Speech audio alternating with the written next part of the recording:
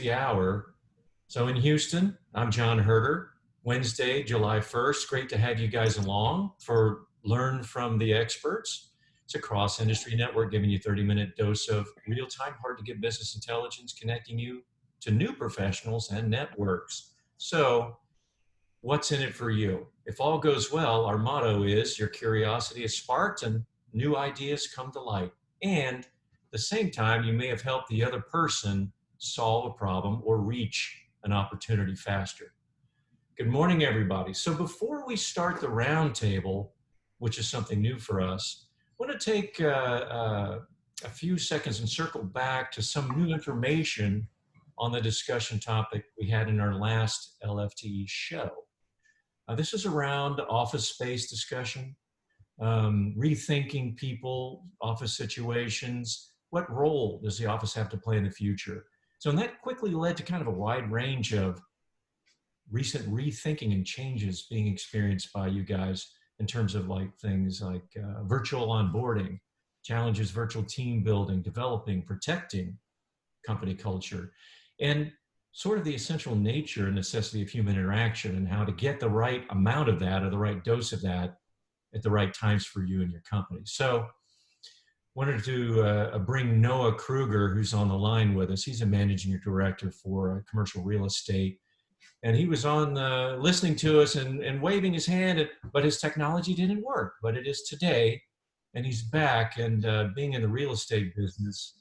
Noah, what kind of reflection do you have on the discussion, and what are you seeing or being asked to help your clients with, and new strategies, ideas, other things coming up to address team building culture and modes of human interaction?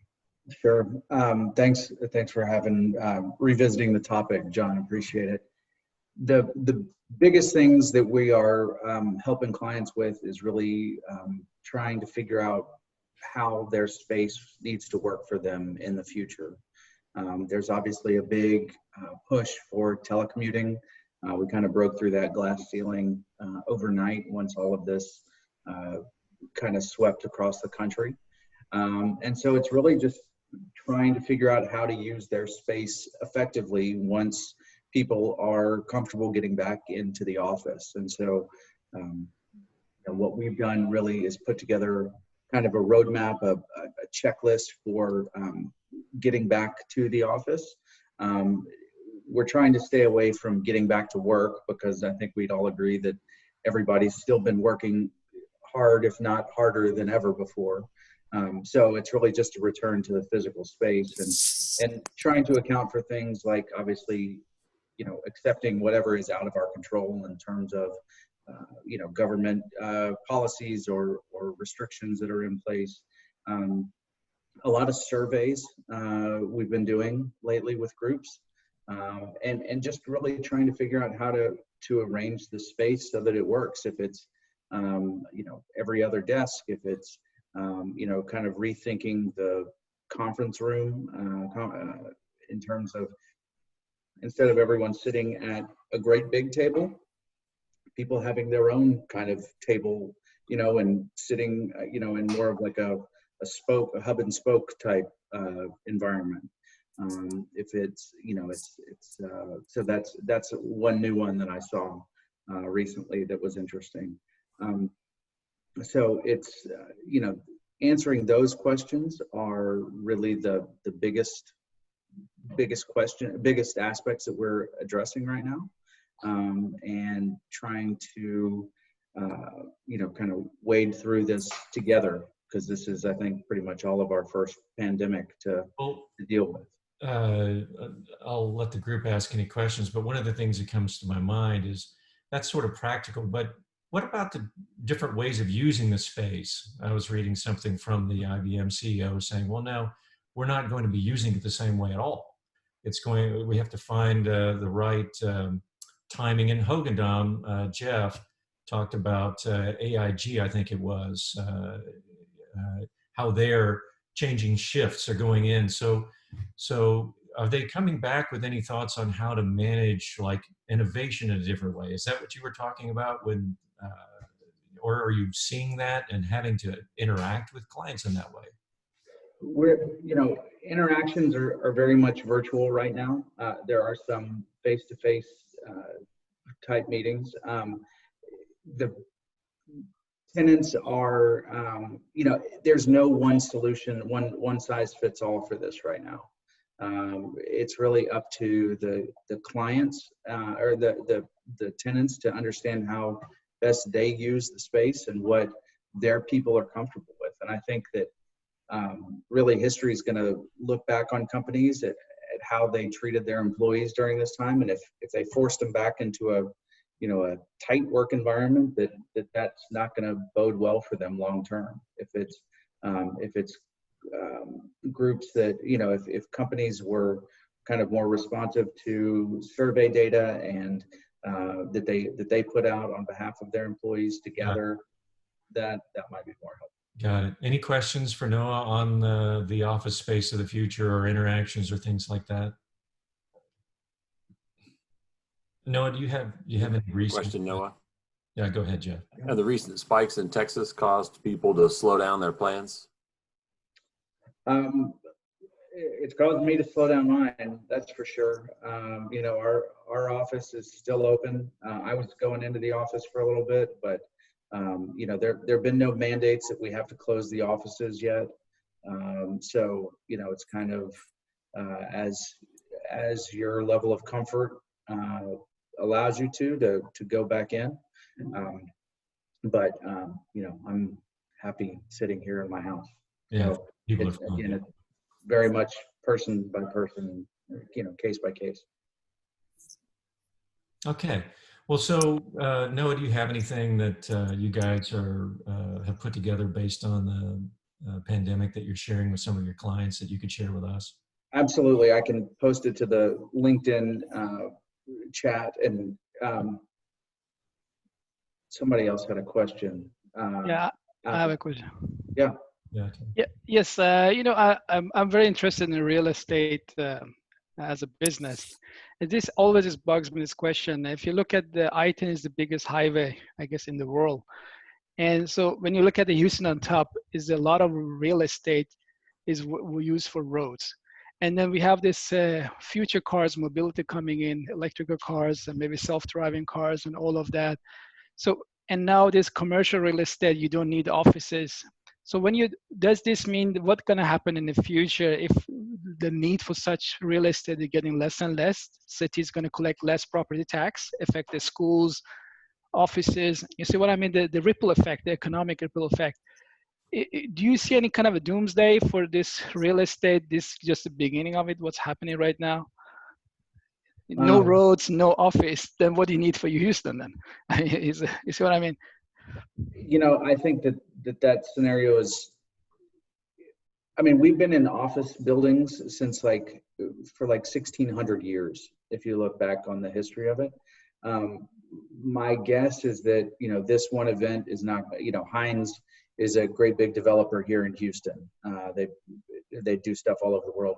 I don't think this one event is going to cause them to stop building office buildings. I think that, I don't think that this is part of this is me being opportunistic, not self-preserving, I guess, but I don't think that this is the end of the office building. I think that it's going to be an opportunity for new technology to come into place, specifically around HVAC systems and other sorts of touchless technology. I don't see them tearing up roads, and especially in Houston. Houston's. I have private equity friends who love the Tesla, but they just can't buy one because all their companies are oil and gas companies. So they're going to do their part to support that. Okay, Noah, thank you very much. Amr, thank you for sharing your takes. Those were your takes. So what we're trying this time is a roundtable, and it's set up for us to share market outlooks in 2-minute takes. So we've just seen 2 of them. With the questions for each of us to consider when we're going through this is, what are you seeing in your business right now? Are there trends that you're watching? What surprised you or captured your imagination? And the one thing that you're kind of focused in on right now? So we'll check the time as we go along. We're set up for 45 minutes max, but we'll see how that goes. Try to give everybody a shot at it. Okay, as moderator, I'll go ahead and give it a start. My business, EMA, management consulting business that helps companies acquire competitive intelligence. Hard to get competitive intelligence. Turn it into insights, actionable revenue growth strategy. So most of our work in the last 10 years has been in the oil and gas sector. Really tough space, pandemic, collapse, oil price hammered us. So more than 400,000 jobs lost, according to the Greater Houston Partnership in the last 90 days. And it's not over yet. So while I'm very pessimistic on the upstream sector, all down arrows, there are growth ops in other parts of the hydrocarbon stream. If you look at midstream, LNG and pipeline, certain regions pipeline, where companies like TC Energy, they're still hiring. So there's some green shoots there. Downstream and petrochem, kind of a mixed bag there. But what I'd say is there's some interesting reshoring of manufacturing opportunities there that I find very attractive and others do, because that's addressing the global supply chain gaps that have been exposed during the pandemic. And then you guys have probably seen that as well. What surprised me or captured my imagination lately? The food crisis in my own hometown, in my country. The depth and the scale of this problem is just, it's incredible. I mean, I knew about it, but I didn't know how bad it truly is. So looking into this, the CEO of Feeding America, Claire Babineau-Fontenot, she calls it a perfect storm. You got 60% more people showing up to all the food banks than normal. At the same time, you've got a decrease in donations and an increase in the food costs because of the supply chain disruptions, as well as a decrease in volunteers.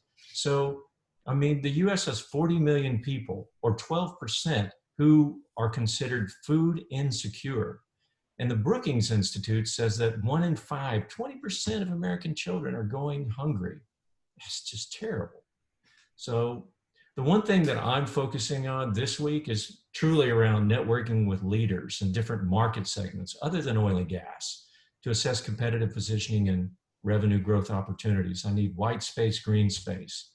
I don't see investment in the upstream in the next, in growth for the next 1 or 2 years. So pivoting transferable skills, experience to adjacent market sectors, petrochem, digital, health tech, wherever new business growth is. So that's my one focus. So what's your take? Be nice to go around the room and capture everybody. Maybe we do have time for it. But I'm going to guide us a little bit to try to move in and out of some different sectors. But Barbara, you're on the line, and I'd like to start perhaps with digital marketing. What are you seeing out there from your clients? What do you? I'm sorry. Of course, my daughter would want me right now. So big things that I'm seeing are, depending on the industry that the client is in, some are really pulling back on spend and being very conservative as it relates to, cash flow management. No surprise there. Others, because of the industries they're in, are actually able to. The iron is hot, meaning they're actually starting to spend more. And I think for us, it's really case by case, right? Advising our clients where it makes sense to spend more and telling them where it doesn't. There's some interesting things going on with Facebook. I'm sure you guys have seen some pretty big brands are calling them out because of their role in the election. So one of the discussions we've been kind of having around the virtual water cooler is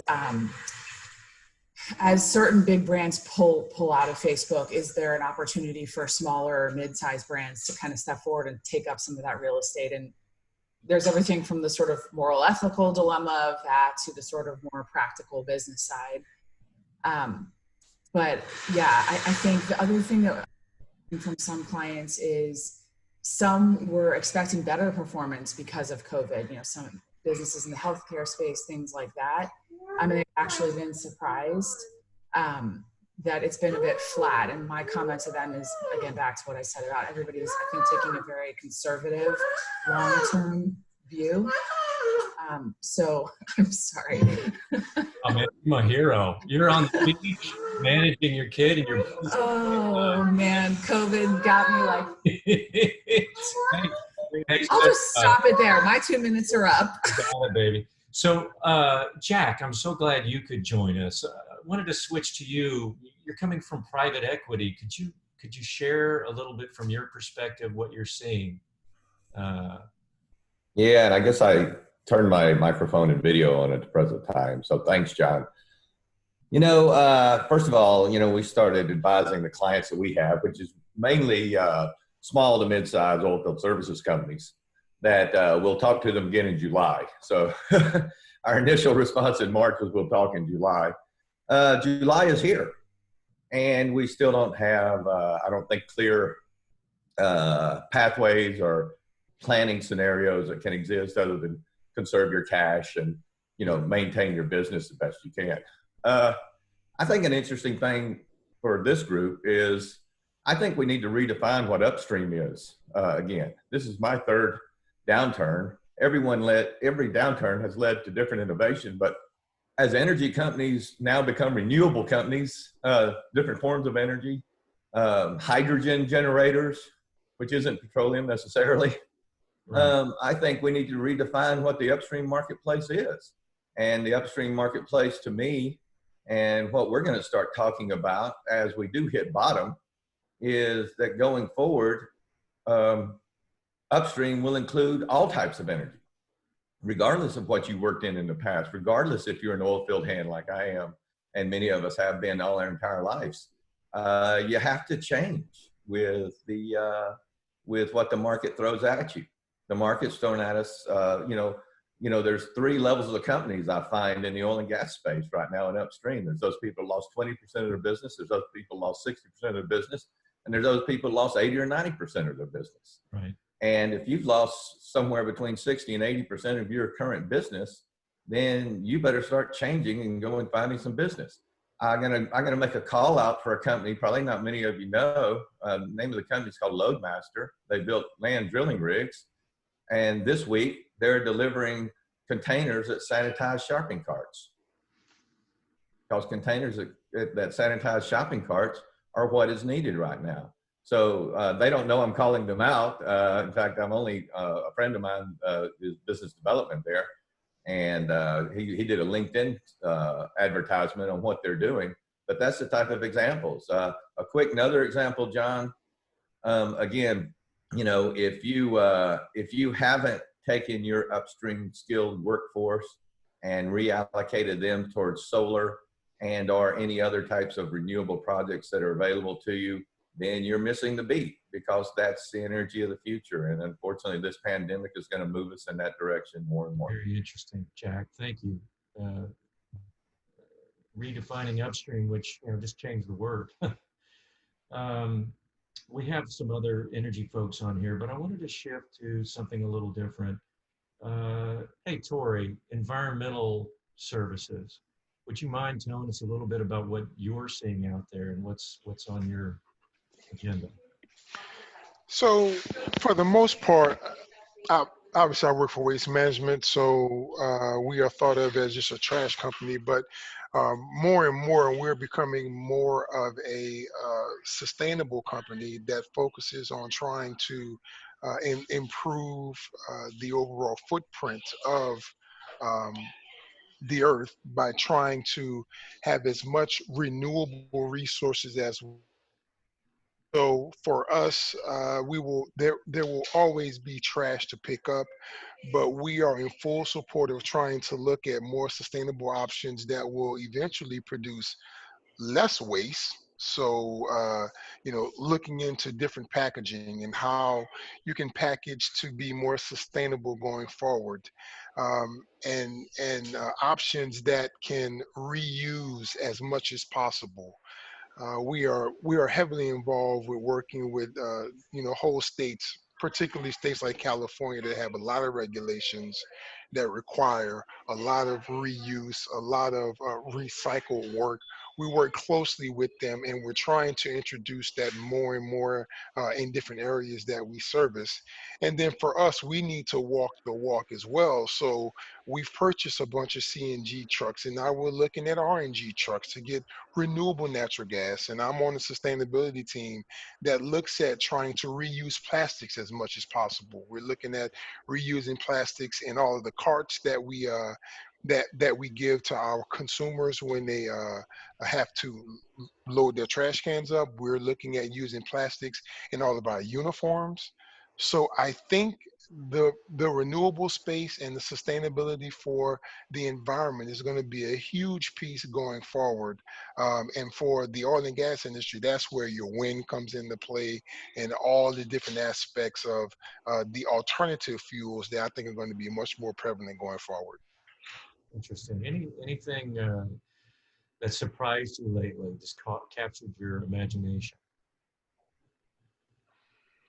Um, I think everything has. 2020 has been such a crazy year.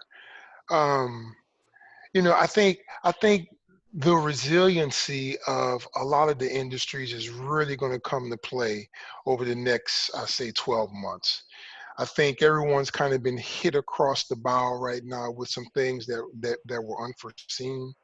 And I do think, and I think the gentleman before me mentioned that companies are going to have to reinvent themselves, and they're going to have to look at what's going to make sense going forward.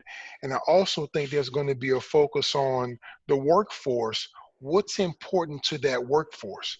Because if we're all going to be trying to recruit the same younger people coming in, if you don't look at environmental factors or things that interest them, it's going to be hard to recruit some of the top tier people, because the younger people are definitely involved and interested in what can my company do to help some of these initiatives that are around conserving and reducing carbon footprint. Those are going to have to be factored into whatever strategies are developed going forward. Interesting. Um, Jose, can you talk a little bit about the manufacturing side of things? How's it feel to be in manufacturing these days? Well, if the question is these days, it sucks a little bit. If the question, if you want to see it with a broad economic view, actually, it feels that it's going to be fantastic very soon. I mean, obviously, after a big depression or recession like what we have, the rebound is expected to be actually quite good. I am fortunate in Bentley, Nevada, part of Baker Hughes. Our exposure to the oil sector is not 100%. It's actually less than 50%. So we are correlated to the recovery of the energy market, but I mean the oil market. Yet our markets cover utilities, electrical generation, essentially. So then definitely when the world starts humming again, machines are humming and we are there. Okay, so life is a little bit good. In general, looking at other folks, friends, colleagues in the manufacturing area, yeah, I think it's the same feeling. Okay, we're gonna have the next 2 years actually seems quite good. Okay, a lot of uncertainty, a lot of variability. Things will go up and down like crazy. You can see that on the stock market going 700 points up, 1,000 points down. It's becoming normal. So I do see a lot of variation in the way things go, but positive. There's a lot of headwinds, of course, geopolitical, in domestic politics, policies. Also, there's a lot of stuff, variables out there that make it difficult. But overall, I would say my analysis would be we are quite optimistic. We continue like everybody else, most of the engineering working remote. Most people in the plant has adapted. That's probably has been the major issue. Now we require to everybody to use face covering. So that's another challenge. Some folks doesn't really like to do that in the manufacturing environment. Yet it's happening. It's happening. Yesterday I got report that everybody 100% compliance. I'm seeing the light out of the tunnel. Probably Q1 2021 is when we will see the world will be a little bit more certain than what it is today. Gosh, I hope so. That'd be nice. I think it depends on where you are regionally, but also what business segment you're in. Christopher, Subsea, and in general, what are you seeing in your space? I was mentioning digital earlier, and I've been spending a lot of time working digital in recent years. Speak up just a fraction. Spent a lot of time working digital in recent years. Thank you. I'll get closer to the mic. This year started off with lots of changes for me, and then COVID hit, and basically as a individual contributor, I mean, all my contracts basically dried up.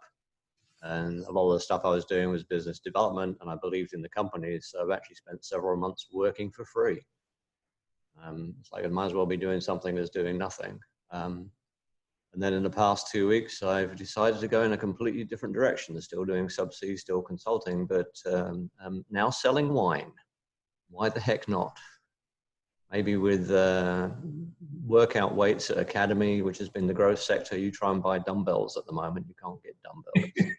There's no bicycles on the rack. Everyone's bought a bicycle. So, maybe selling wine will be the new growth sector during this, because we're all sitting at home. We need to do something to keep ourselves sane. So I decided, maybe subsea will come back, but I'm not going to wait for it. I need to do something to keep my gray cells ticking over. So I've branched out.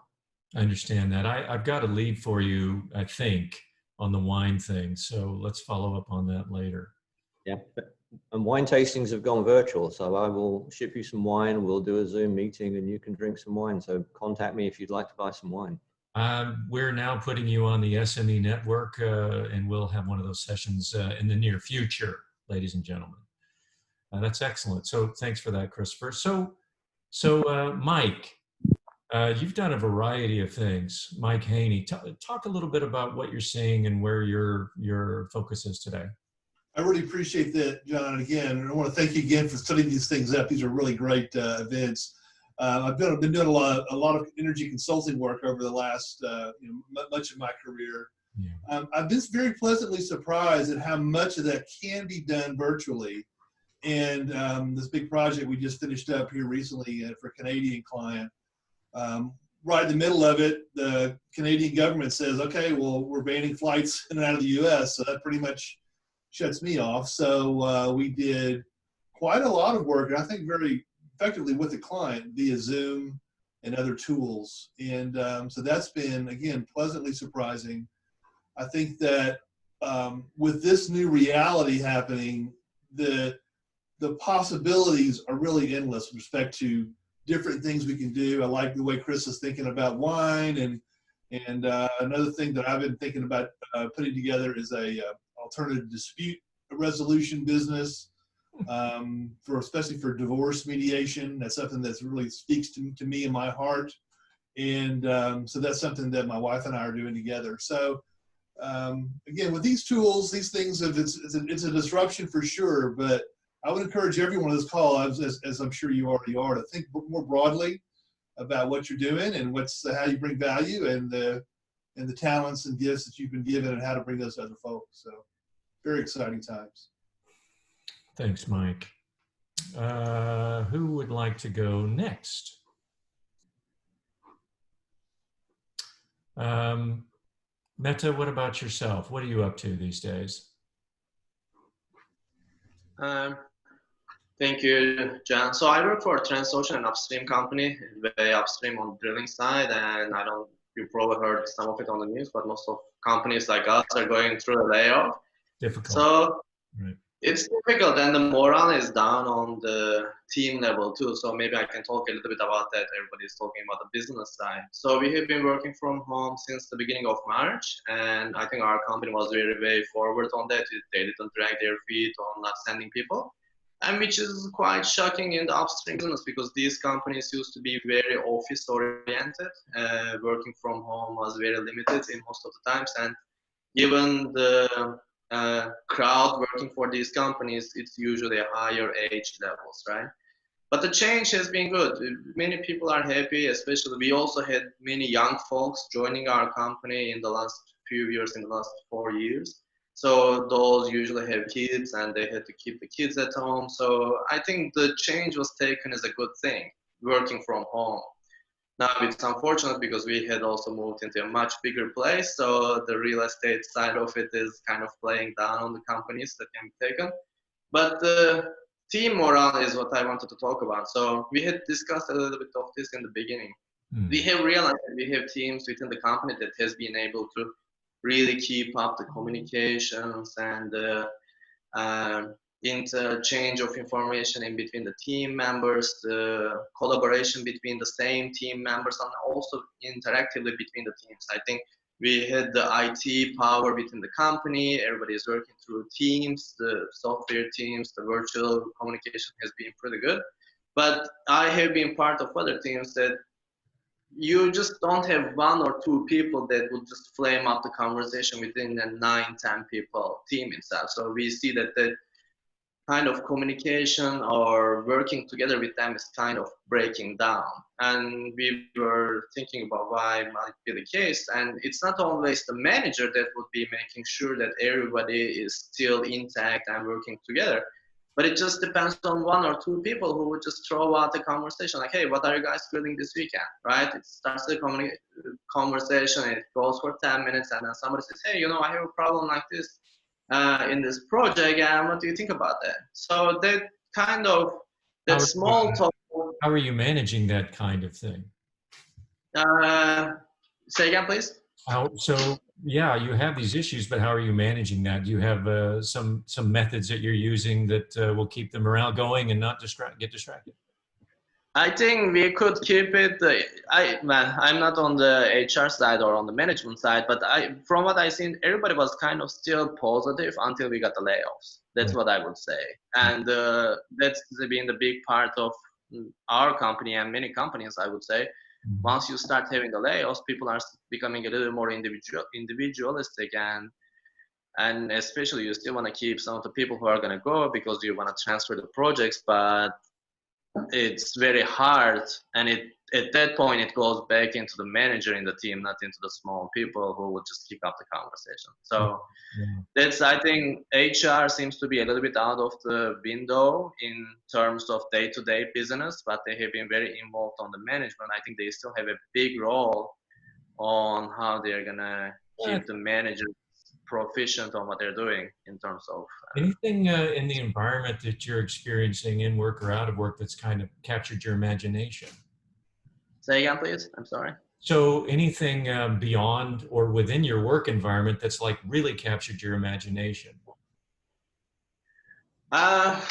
Digital transformation is one thing, but there is also a flood into it, and we have seen people going into education, into like Coursera or anything that they believe they're going to be able to carry it forward, but we also have a pool. So I think what I have seen between my generation is people are moving into alternative jobs, like the wine business that we were talking just a second ago. So that's going to be kind of interesting to see, actually. A lot of new things are going to come up. On my side, I think it might be a little bit digital, but it can also be a trade at some point. Well, so we'll see. Thanks, Meta. And, you know, I think just like Mike said, you got to think big. You got to think different. These are different times. And, you know, it was interesting. We were talking last week about morale, but also about culture. And, you know, one of the tools that we use is a parking lot. So, and, you know, it's a way to, when you get off task, to go ahead and set that issue on the side and let everybody understand, the way here, this is what we're focused on. Let's put this in the parking lot or take this offline. So there are different tools that maybe you guys can use to help your conversations along. So thank you for that. No, Shemwell, Scott, you there? I know you work with so many different management teams, and I'm curious what the latest thing is that you're doing and what you're seeing out there. Hi, John. I've been an independent consultant now for 20 years. Started in upstream, like many people on this call. After 2014, I quit soliciting oil and gas companies as clients. And I have one oil and gas client right now. All of what we've been doing is around team management. We've done a lot of cross-cultural work. We coincidentally got into diversity in December of last year, just in time for all this mess that we're dealing with right now. So I have lost any faith in oil and gas companies as clients because they've been a problem for a long time, and I just like selling wine is a good idea. I'm just off doing other things.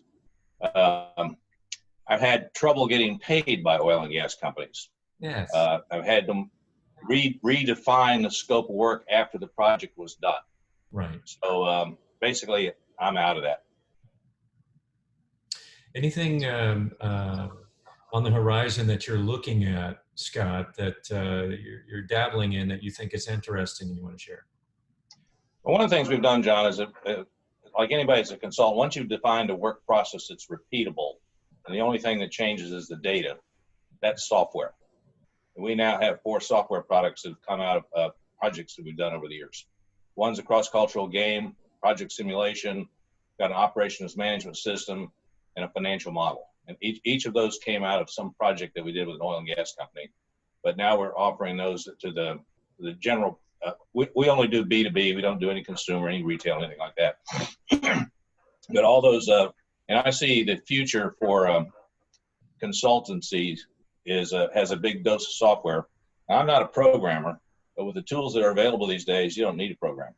You can buy off-the-shelf solutions for very little money that you can translate into viable products and everything's cloud. I've been on the cloud or internet for at least 10 years, probably longer, and used to fly all over the world.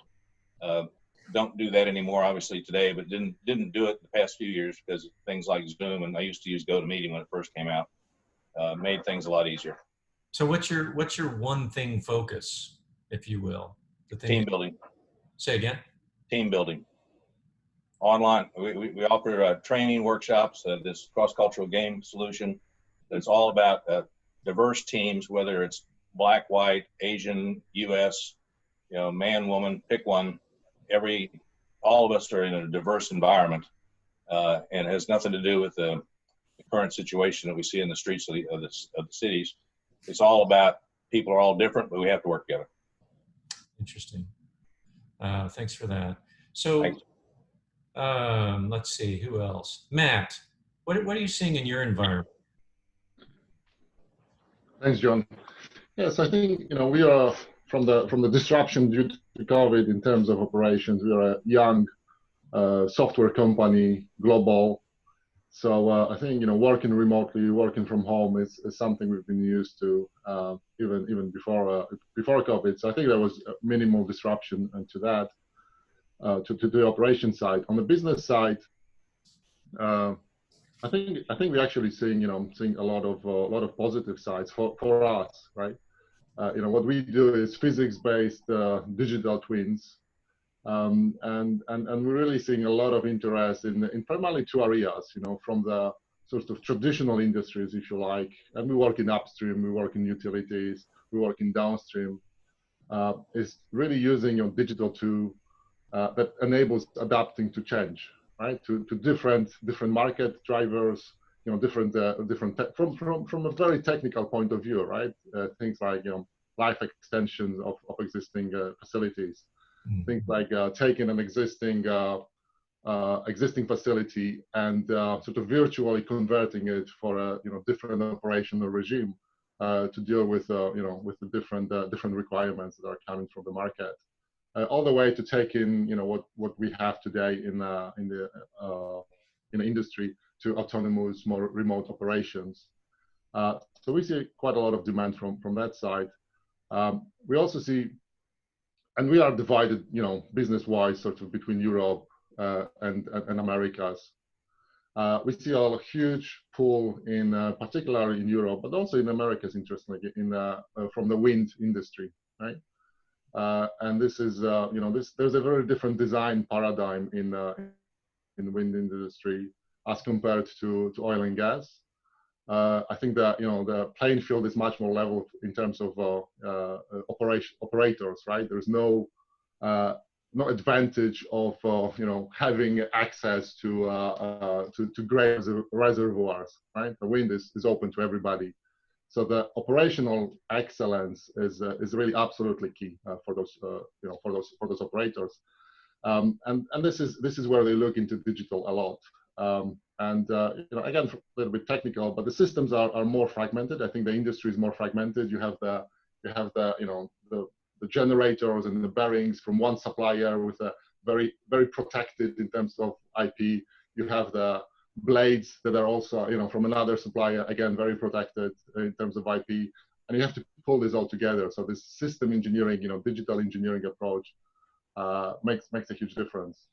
So Matt, it sounds like to me what you're seeing is, first of all, the digital space you're in is growing, but like Jack said earlier, if you're not looking into those segments, the energy shift into renewables, then you're really missing out on big opportunities, and that's what you're just saying. Well, I think so. I don't know if you guys seen the recent, I think it was Goldman Sachs estimate that capex in renewables in 2021 is going to be larger than drilling expenditure, right? So it's going to be the highest expenditure in terms of generating new energy sources next year.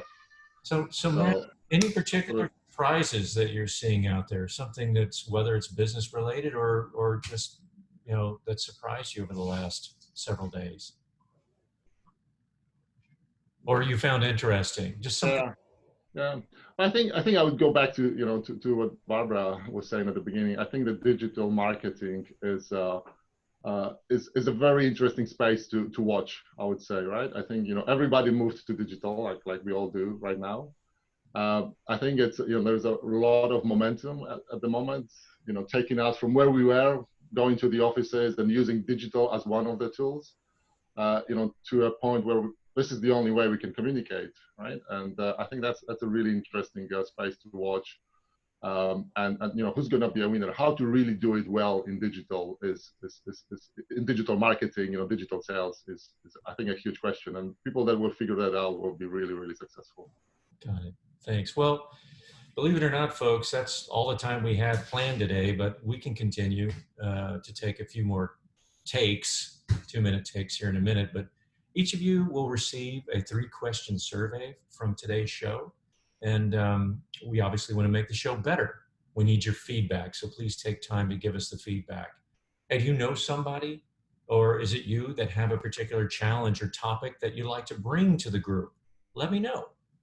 And I've written down the wine thing from Christopher, so we're going to investigate that a little bit. That might be a good summertime thing. We'll see how that works. But finally, be sure and connect with each other on this group and within the Learn from the Experts. We've got a LinkedIn discussion group where you're welcome to post things that are professional, and for all of our SMEs, they'll put their information there. So try to take this 30 or 45 minutes and make it the smartest of your day.